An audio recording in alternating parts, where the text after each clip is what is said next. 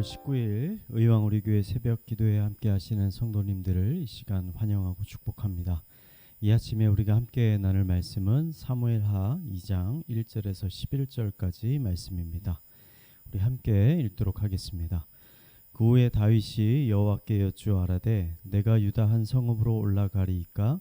여호와께서 이르시되 올라가라. 다윗이 아뢰되 어디로 가리이까? 이르시되 헤브론으로 갈지니라.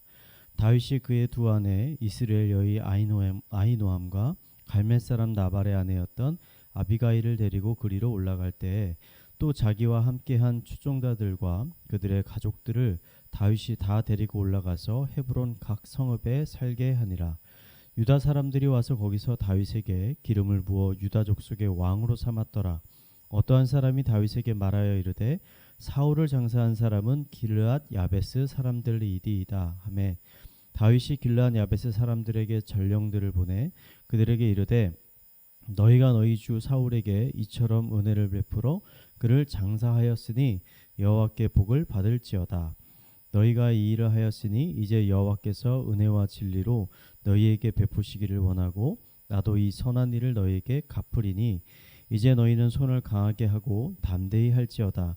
너희 주 사울은 죽었고 또 유다 족속이 내게 기름을 부어 그들의 왕으로 삼았음이니라 하니라.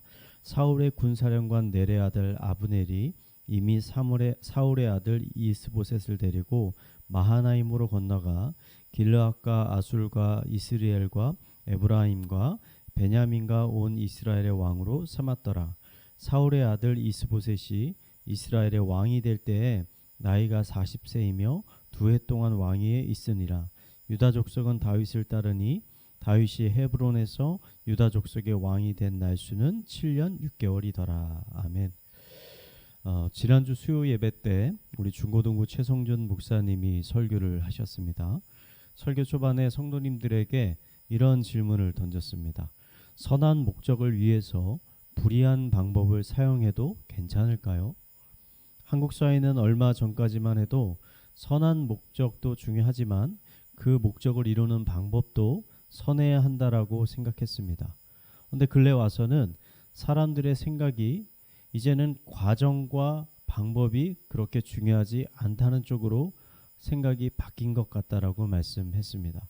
저도 그 말에 100% 동의합니다. 얼마 전 1000명의 중학생들을 대상으로 만약 10억을 벌 수 있다면 당신은 범죄 행위를 할 수 있느냐라고 물었는데 놀랍게도 절반 이상의 학생들이 10억만 벌 수 있다면 얼마든지 범죄를 저지를 수 있다라고 대답을 하였습니다.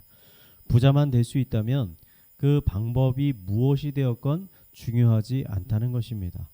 정말 안타까운 현실입니다. 하나님은 이러한 현대인들의 생각에 대해서 어떻게 생각하고 계실까요?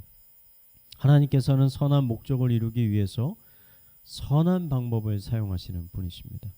우리는 다윗이 왕이 되어가는 과정을 통해 하나님이 기뻐하시는 뜻이 무엇인지를 발견할 수가 있습니다.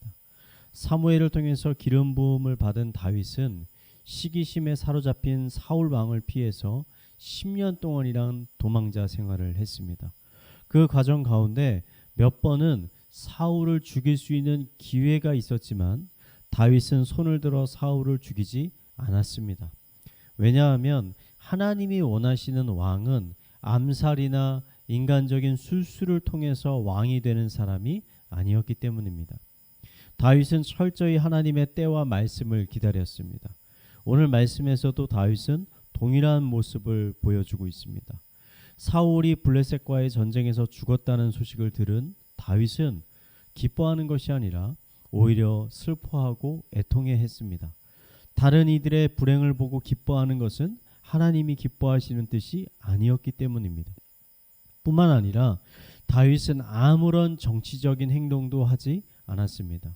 이스라엘 여러 지파들에게 접근해서 그들을 정치적으로 포섭하려 하지 않았습니다. 단지 목숨을 걸고 사울 왕의 장례를 잘 치루어준 길르앗 사람들을 칭찬하고 격려했을 뿐입니다. 다윗이 한 일은 하나님의 뜻을 기다리고 그 뜻에 순종하는 것이었습니다. 다윗은 다음 행보를 하나님께 물었고 하나님은 헤브론으로 가라고 말씀하셨습니다. 다윗은 그 말씀에 순종해서 헤브론으로 갔습니다. 그러자 유다 사람들이 다윗에게 몰려와서 다윗을 자신들의 왕으로 삼았습니다. 이 과정 가운데 다윗은 어떠한 인간적인 술수나 계략을 사용하지 않았습니다. 단지 하나님의 말씀에 순종했을 뿐입니다. 오늘 말씀에는 이런 다윗과 전혀 다른 행보를 보이는 사람이 있습니다. 그 사람은 바로 사울의 마지막 살아남은 아들 이스보셋입니다. 사울의 군대 장관이었던 아브넬은 사울이 죽자 그의 정치력을 발휘해서 이스라엘 여러 지파들을 모아 이스보셋을 이스라엘의 새로운 왕으로 추대했습니다.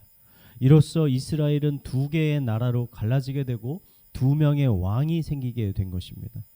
이스보셋과 다윗이 각기 왕으로 세워지는 과정을 보면 참 많이 다르다라는 것을 발견하게 됩니다. 한 사람은 철저히 하나님만을 의지하고 그 뜻에 순종하다가 자연스럽게 왕이 되어지고, 다른 한 사람은 사울 왕 사후에 여전히 권력을 유지하려는 장군에 의해서 허수아비 왕으로 세워지게 된 것입니다. 정녕 어떠한 사람이 이스라엘의 진정한 왕이고 하나님이 기뻐하시는 왕이었을까요? 저는 분명 다윗이 하나님이 기뻐하시는 왕이었다고 생각을 합니다. 이러한 진리들이 우리의 신앙에는 어떻게 적용될 수 있을까요? 저는 천국에 적용해 볼 수 있다라고 생각이 됩니다. 하나님께서 구원하신 하나님의 백성들을 아직까지 이 땅에 남겨두신 이유가 무엇이었을까요? 그것은 우리를 단순히 천국으로 가게 하는 것이 중요한 것이 아니라 우리를 거룩한 하나님 나라의 백성으로 하나하나 아름답게 빚어가기를 원하셨기 때문이 아니었을까 하는 생각을 합니다. 왕이 되는 것이 중요한 것이 아니라 어떻게 왕으로 세워지게 되는가가 더 중요하다는 것입니다. 구원을 얻어 천국에 가는 것도 중요하지만 천국에 들어가기까지 이 땅에서 어떠한 삶을 살았는지가 더 중요하다는 것입니다.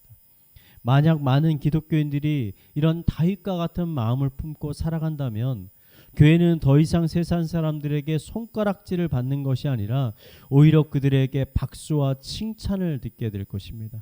뿐만 아니라 이것을 통해 하나님은 모든 민족과 열방 가운데 더 큰 영광을 받게 될 것입니다. 오늘도 다윗과 같이 하나님의 말씀에 순종하여 하나님께 최고의 영광을 올려드리는 성도님들이 되시기를, 그러한 삶을 살아가시기를 마지막으로 축원을 드리겠습니다. 우리 말씀을 묵상하며 잠시 기도하도록 하겠습니다. 하나님, 우리 마음 가운데 하나님을 가장 중심에 모시게 하여 주시옵소서. 세상이 아닌 오직 하나님의 말씀에 우리의 귀를 기울이게 하여 주시고 주님이 기뻐하시는 뜻에 따라 살아가게 하여 주시옵소서. 더 이상 나의 영광이 아니라 하나님의 영광을 위해 살아가게 하시고 늘 거룩하고 정결한 삶 살아가게 하여 주시옵소서. 우리 이런 기도 제목을 가지고 함께 기도하도록 하겠습니다. 하나님 아버지, 이 시간 하나님의 말씀을 붙잡고 나아갑니다. 우리 가운데 다윗과 같은 마음, 그런 심령 허락하여 주시옵소서. 아버지, 인간적인 마음을 내려놓게 하여 주시고 인간적인 계산들을 내려놓게 하여 주시고 인간적인 계략과 모세를 내려놓게 하여 주시고 오직 능력의 말씀, 살아있는 하나님의 말씀에 우리의 마음과 귀를 기울여서 그 말씀에 온전히 순종하는 삶 살아가게 하여 주시옵소서. 당장 눈에 보이는 이익을 쫓지 않게 하여 주시고 하나님이 보여주시는 그 영광스러운 하늘나라를 바라보며 살아가는 주의 거룩한 자녀들 되게 하여 주시옵소서. 우리의 삶을 거룩하게 하여 주시고 정직하게 하여 주시고 정결하게 하여 주시옵소서. 우리의 마음 가운데 정직하고 깨끗한 영을 창조하여 주셔서 그 성령의 인도하심을 따라 우리가 살아가는 자들